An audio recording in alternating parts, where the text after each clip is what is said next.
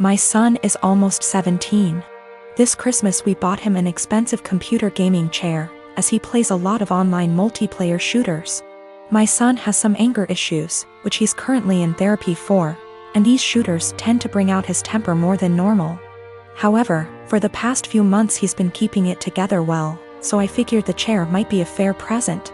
I was wrong, because the day after Christmas he was gaming, started to have bad luck. He was losing his patience. This culminated in him screaming insults and then picking up his chair and slamming it into the ground, breaking the back of it. After talking him down, we had a very serious conversation about him no longer being allowed to play multiplayer games while under my roof until his therapist feels comfortable with his progress, talked about coping mechanisms, etc. However, I made it very clear this was unacceptable and he would be grounded. We've had these heart-to-hearts many times, so it's not like every time he has an outburst I'm making light of it. It's a serious issue and treated like such. However, when he came to me later that day and told me he'd like me to replace the chair because it was a gift, he really liked it and it would only be fair, the frustration, disbelief and disappointment in his behavior boiled over and I started laughing hysterically. As in a full laughing fit, barely able to breathe or talk. The more he'd plead his case, the harder I'd laugh. Repeatedly asking him how it was fair in his mind to have me replace a gift I paid for that he broke in anger. This obviously pissed him off more, which led to him getting emotional, but I just couldn't seem to stop myself. I tried walking out of the room and asking him to drop it, but every time he'd say, "But I need a chair." Or, "What am I supposed to do now?" I'd laugh again. I tried explaining that I'm not laughing at his feelings. I'm laughing at how absurd it is for him as a teenager to expect me to replace he can't be bothered to treat with respect, and then whine about it when he broke it. He's still pissed about it, and feels slighted. I feel bad for laughing, and honestly wonder if I had some sort of mini stress break myself. Because it's never happened before and I couldn't seem to stop. But at the same time, I stand by the fact that his request was ridiculous enough to make most people want to laugh. I don't want to go into tons of details. You need to know that for the last 7 years I have not been at home. And during this time my 2 brothers and sisters were still living there. While I was at home, our stepfather abused us mentally and physically. We lived in crappy houses that were covered in real garbage, including animal feces, absolutely everywhere. I haven't heard from my little sister since May. I'm pretty sure she was told to cut contact with all of us. We are her older siblings. My second sister, after my younger sister, is overweight and has spinal problems and has to diet and see a specialist she is not taken to. I told the social worker that I wanted to check on them because they were in a sorry state and because I'm not sure if there is still any physical or psychological abuse going on in the house. This genuinely worries me. I told them what happened to us, hitting walls, throwing things at us, swearing, belittling our character, etc. And told them repeatedly that I really just want to know what my younger brothers and sisters are not the same living conditions as they were. My husband supported me during the call and agreed that it was the right thing to do. All my siblings discussed this beforehand, except for my older sister, who moved out before things got bad, and the 2 who live in the house. We all agreed that this would at least let them know they were being watched and we weren't just disappointed in them, and maybe my mother and SD would keep the house clean nose, etc. CPS contacted my mother very quickly. Much faster than I expected. I mean within 3 hours. After that, my older sister, who lives far away and hasn't contacted me for months, calls and she gets mad at me because she knows I called. I didn't deny anything and just said, if they have nothing to hide, then they have nothing to worry about. It will all be over pretty quickly, to which she replied, what if it doesn't? If they are taken away? I said, I hope it doesn't come to that, and if it does, it's not on me. I didn't harm them. I didn't leave animal excrement around the house. I asked, would you let your children live the way we lived? She didn't answer. I asked again and she said, no. I'd keep a decent house, but it's not your job to tell someone else how to parent. I said, okay. So, if that's all, why did you call? I think we're done. She told me that we all need to get over what happened to us and move on. She left long before the violence started and she wasn't around, regardless of my personal experience. I can't help but feel like I did something wrong. I have limited contact with my mother because of her husband, and she denies that any of us have ever been abused. My sister asked, "Why don't you just come in and see the conditions?"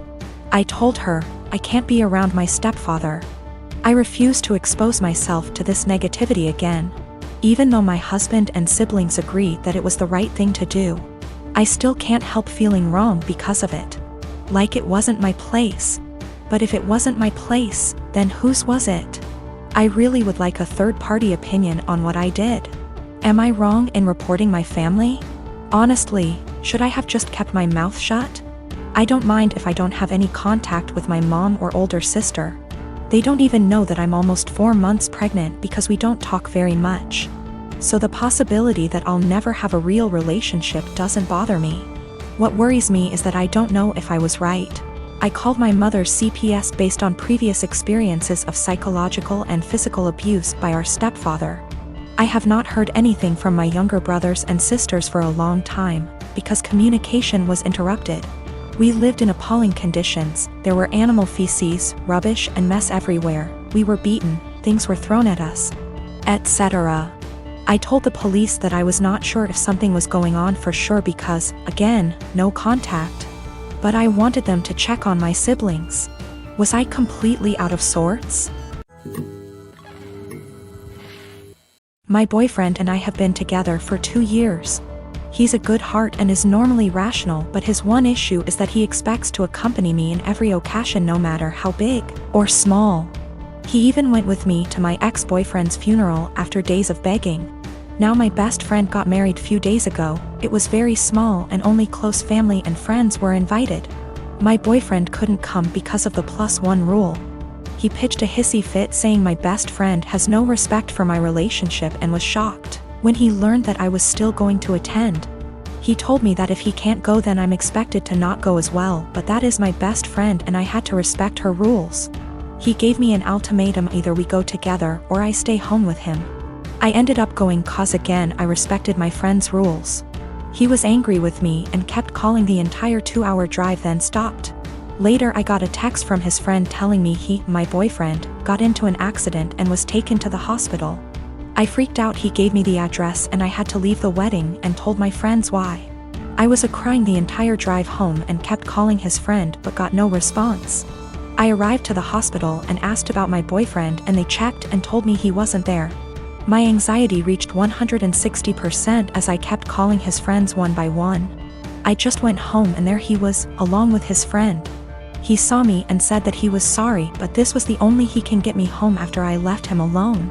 After the initial shock, I just blew up yelling at him about lying and making me leave my friend's wedding, and having me literally go to the hospital and freaking out cause of him. I kicked his friend out and we got into an argument.